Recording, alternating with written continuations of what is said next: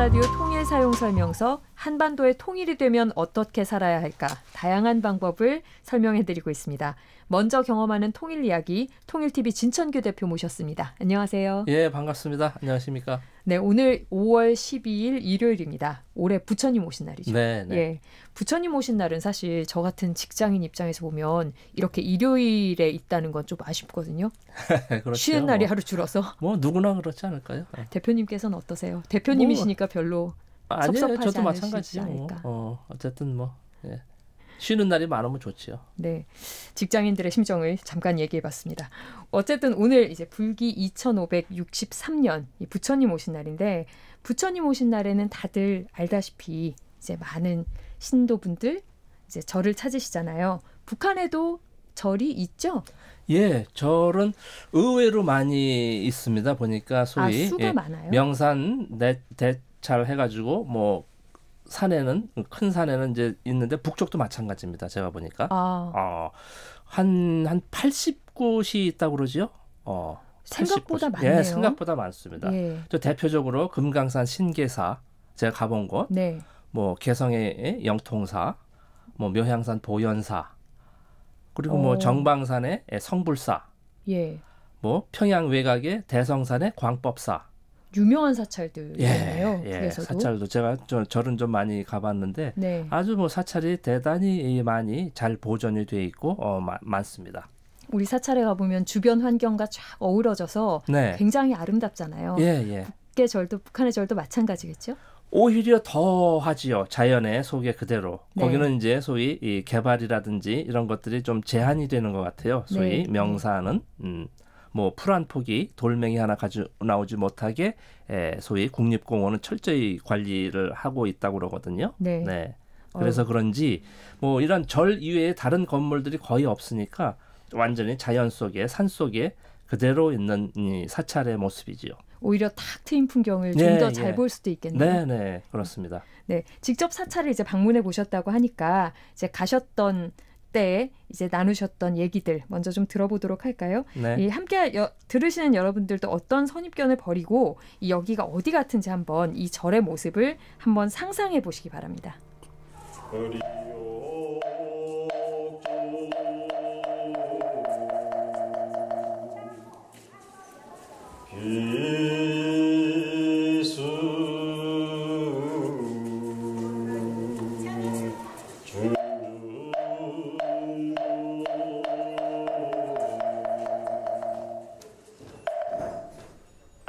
이거 예불하는 소리만 들으면 여기가 남쪽인지 북쪽인지 사실 잘 모르겠거든요.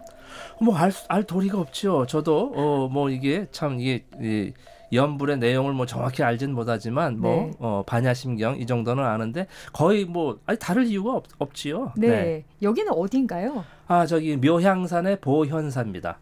보현사. 보현사. 예. 네. 묘향산에. 묘향산에. 예. 묘향산이 또 아름답기로는 유명한 예, 산이잖아요. 묘향산이 이름 자체도 그렇고요. 아주 뭐 정말 멋진 산이더라고요.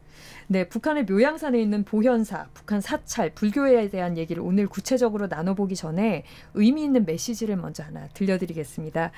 보현사에 계시는 정명 스님이 부처님 오신 날을 맞아서 남쪽에 있는 불자들에게 드리는 인사말인데요. 한번 들어보시죠. 그리고 남녘의 그 불자들한테 한 말씀만 좀 해주시죠. 네. 시발을 뗀 그 통일의 구름을 우리 불자들이 그 마음을 합쳐서 빨리 다고쳐야 되겠다 하는 생각입니다. 과거에 치우치지 말고 새 것을 지향하면서 서로 이해하고 자주 만남이 이루어지면 모든 문제가 다 제대로 될 것이라고 생각합니다. 직접 인터뷰를 해오신 거군요. 예, 그렇죠. 제가 정명 주지 스님이신데요. 제가 한번 여쭤봤지요. 네, 라디오로 함께 하시는 분들은 북한 묘향산에 있는 보현사 정명 스님께서 전하는 인사말을 들으셨고요. 홈페이지에서는 영상도 함께 보실 수 있으니까 이 보현사를 실제로 구경해보시고 싶은 분들은 꼭 홈페이지도 방문해 주시기 바랍니다. KBS 라디오 통일사용설명서 통일TV 진천규 대표와 함께하고 있는데요. 이 보현사 언제 가서 인터뷰해 오신 거예요? 제가 바로 지난 3월이요. 얼마 안 됐네요. 예, 지난 3월에 다녀왔습니다. 네, 그때 부처님 오신 날 메시지를 미리 네, 담으셨군요. 네, 예. 궁금한 걸 좀 하나하나 여쭤볼게요. 이 보현사가 묘양산에 있다고 하셨잖아요. 네. 우리가 묘양산이 아름답다 이런 건 알지만 사실 어떻게 가는지 저희는 가본 적이 없으니까 평양에서 묘양산까지 가는데 먼가요? 얼마나 걸립니까? 예. 저 이제 자동차를 타고 가는데, 뭐, 단체 관광객용 버스도 많이 다니는 걸 봤고요. 한 2-5시간 남짓 걸리는 것 같았습니다. 멀진 않군요. 예, 그렇게 자동차로 한 2시간 남짓, 갔습니다. 그럼 북한의 불자들도 자동차로 거기로 갑니까? 그러시겠죠. 뭐, 주변에 있는 분들이나 마을 분들이나 뭐, 자동차로 가시는 분들은 다 이제 뭐, 버스나, 네. 그렇게, 이동 수단은 뭐, 당연히 걸어갈 수는 없죠. 예. 그럼 도착하면 안내하시는 분도 계신가요? 네, 사찰 안내하는 분 계시죠. 네. 문화재 해설사 해가지고 사찰 안내하는 분이 계시고 또 신도 회장분이 나와서 또 맞아주셨고, 신도 회장, 네. 보살님이죠. 보살님. 거기도 똑같이 보살님이라고 부르더라고요. 네. 용어도 똑같군요. 예, 맞습니다. 처음에 그럼 안내를 받으시면서 들어가셨을 텐데. 네, 설명을 좀 뚝 듣고 이제 뭐 했죠. 예. 네. 가장 먼저 처음에 딱 보현사를 봤을 때 드신 느낌은 어떤 느낌이셨어요? 묘향산에 이제 거의 초입에 있어요. 거의 평지 부분에 산을 올라가서 있는 것이 아니고, 네. 근데 이 묘향산에 이렇게 다 둘러싸인 이 모습이 상당히 좀 아늑하다 그럴까? 하여간 좀, 표현을 어떻게 할 수가 없어요. 동영상을 한번 보시면 정말 그대로 느끼실 텐데, 이렇게 그 묘향산 이 꼭 병풍처럼 둘러싸여가지고 거의 그냥 사방, 팔방이 이렇게 둘러싸인 이 한쪽에 이렇게 자리 잡고 있는데 상당히 포근한 느낌을 받았어요. 보현사 자체가. 네. 이 보현사가 오래된 사찰이죠? 예, 오래됐다고 들었습니다. 한 어느 정도 되는지 글쎄요, 그걸 좀 제가 찾아봐야 되겠는데 지금 언뜻 생각이 안 나네. 예. 네, 이 안내원의 소개를 받으셨다고 했는데 이 소개 말씀도 녹음을 해오셨다고요? 함께 한번 들어보시죠. 네. 비문에는 묘향산 보현사를 판밀과 갱학 두 스님이 세웠다고 기록했습니다. 1042년에 여기 243간의 절을 짓고 산의 이름을 묘향이라고 했고 절 이름을 보현사라고 불렀다는 기록을 새기고 있습니다. 이 자리가 전쟁 때 미군에서 이 설명을 들어봤는데 우리도 이 유명한 절에 가면 이 절의 역사 이런 걸 알려주는 안내판들 있잖아요. 네네. 안내판들도 있나요? 예, 있습니다. 안내판에 쭉. 저 안내판 찍은 것도 있는데. 안내판에는 주로 어떤 내용이 적혀 있습니까? 그러니까 이제 뭐 창건 때 이렇게 하고 소위 이제 그 설명이 돼 있는 거죠. 그 사찰에 대해서. 네. 예, 언제 창건됐고 언제 뭐 소실이 되고 불탔는데 또 어느 시기에 다시 재건을 했고 뭐 이런 그 사찰 안내도죠, 말 그대로.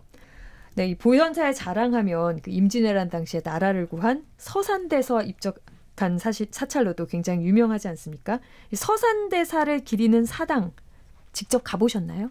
예, 물론입니다. 제가 지난 3월에 다녀왔고 또 지난해 6월에도 한번 다녀온 적이 있어요. 잠깐. 여러 차례 가셨군요. 예, 2차례. 여러 차례는 아니고 2번 딱 가봤는데 어쨌든 기억이 그 서산대사 서산대사께서 당시에 했던 이런 유물들도 있었고요. 그 사진도 이렇게 뭐라 그럴까 이렇게 해놓고 그 기리는 사당을 아주 잘 보존했고 있었습니다. 규모는 좀 자그마합니까? 그러면요, 자그마하죠. 뭐 이렇게 그 보현사에 유물이 많은 걸로도 유명하더라고요. 네. 찾아보니까 보현사 9층 탑, 팔각 13층 탑, 여러 가지 유물들이 있다고 들었는데. 그것도 직접 보셨죠? 예, 그럼요. 바로 그 대웅전 앞에 그 팔각 13층 석탑이 아주 좀 이채로웠어요. 그 석탑 끝에 그 소위 그 풍경 같이 이렇게 또 있어가지고 바람이 불 때 또 이렇게 소리도 나고. 독특하네요. 예, 석탑에. 찍은 것도 있는데 어떻게 자세히 보시면 이렇게 보이실 겁니다. 그런 게 아주 그 눈에 또 띄었고 팔만대장경도 일부 또 보존하고 있고요. 그곳에서도 팔만대장경 보존이 돼 있군요. 보존고가 있습니다. 더 들어가 봤죠, 거기도. 보존고는 어떻던가요?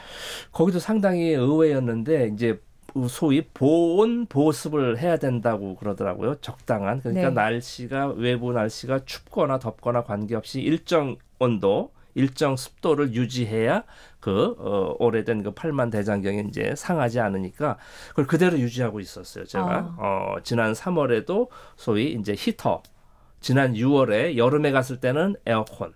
이렇게 해서 항시 그 일정한 기온으로 유지 관리를 하는 것을 봤을 때, 야, 이분들도 참 이렇게 뭐 제재 국면에 이렇게 어려움에도 불구하고 이런 역사 유적을 참 철저히 보존하고 있구나라는 생각이 들었습니다. 북에서도 팔만대장경은 굉장히 중요한 것이군요. 네, 아주 뭐 소중하게 다루는 것을 봤습니다.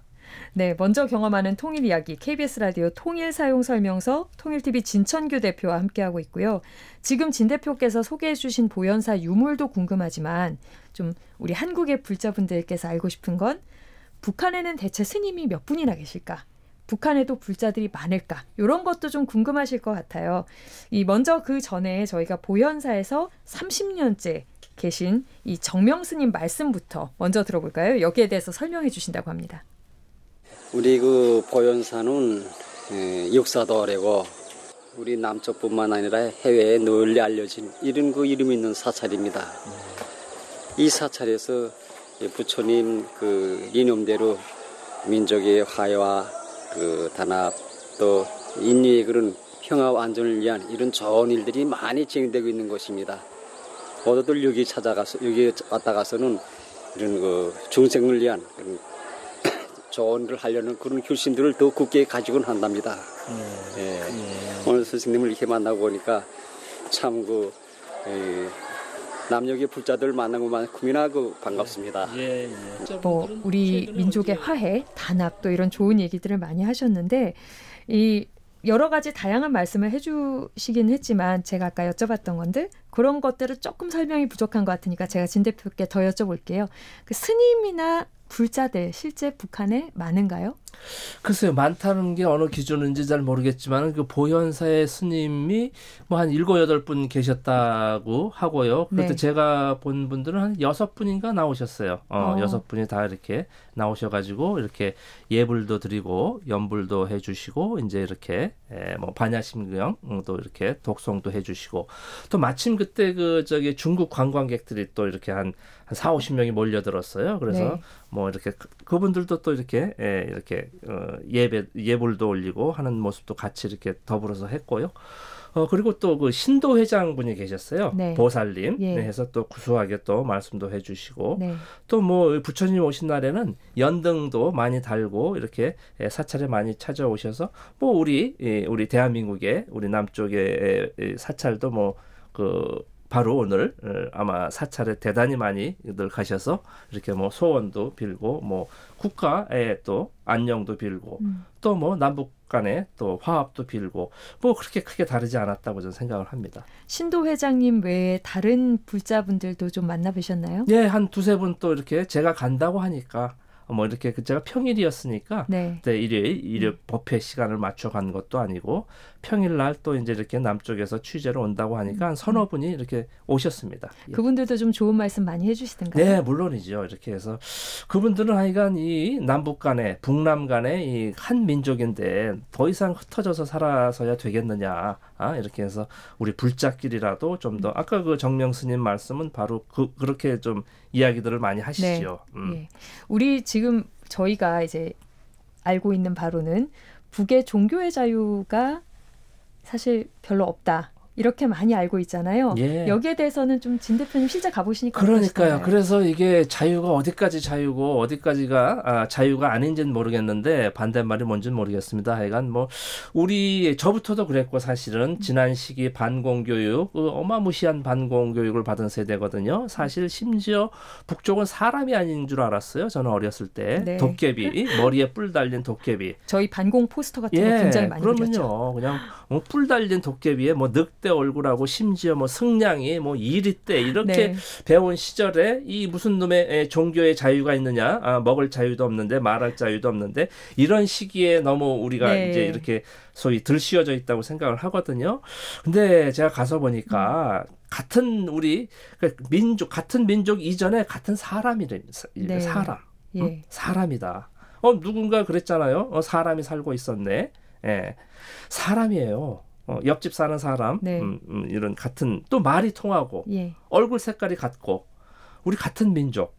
그래서 상당히 참 의외인 적도 많았고 심지어 어떤 분들은 그래요. 저기도 휴대폰도 들고 다니고 또 한 가지 예를 들면 제가 어느 출판사에 이제 책을 냈는데 그 출판사 편집장이 이 멀쩡한 분이에요. 유명 대학도 나온 분인데 뭐 30대 후반 이제 이분이 북쪽 여성들이 하이힐 신은 걸 보고 깜짝 놀랐다는 네. 얘기를 하더라고요. 제가 이제 강연 다니면서 얘기를 하는데 아니 이게 그러면은 우리 이 탁 편집장은 이게 어떻게 알았냐 그러니까 자기는 여자들도 군화나 잘해야 운동화 신는 줄 알았다는 거예요. 저희가 북한 내부를 잘 볼 수가 없으니까. 그러니까 맨날 군사훈련이나 하고 총 들고 막 여성도 이렇게 알고 있었는데 보니까 뭐 사진을 보니까 수백 장 보니까 평양 여자들 뭐 그냥 하이힐 대부분이 하이힐입니다.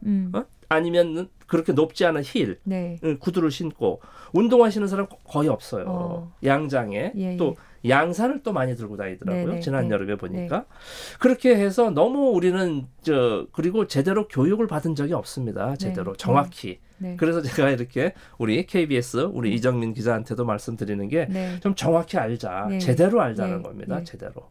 그러면 종교인들은 좀 있다고 일컬어지나요? 당연하죠. 제가 아까 말씀드렸잖아요. 사찰이 80개가 있다는 걸 전 깜짝 놀랐어요. 그냥 금강산에 하나 정도, 뭐 이렇게 묘양산에 하나 정도, 뭐 개성에 뭐 하나 정도 이렇게만 알았는데 그렇지 않습니다. 네. 80개가 있고 조선 불교도 연맹이라는 데도 있고 네. 또 이 스님 이런 그 소위 양성 기관도 있고 저는 좀 본격적으로 좀 취재도 하고 싶은 마음도 있는데 시간이 워낙 이제 그렇고 또 교회 성당도 있고 뭐 그리스 정교회도 있고 러시아 정교회 뭐 이렇게 있습니다. 이제 보면은 또 보통 이제 또 사람들은 그거 말이야 또 평양에만 있는 거 선전용 아니냐 이거 뭐 그렇게 얘기하면 한이 없죠.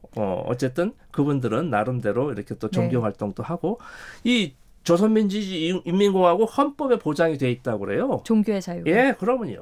헌법에. 교회나 성당 헌법에. 같은 것도 꽤 그러면요. 많고. 예. 근데 뭐 그 사람들이 뭐 그러면 뭐 국가기관에서 뭐 공산당에서 이렇게 시켜서 뭐 스님이 됐는지 시켜서 뭐 교회를 가는지 모르겠습니다. 제가 물어보지는 않았는데 네.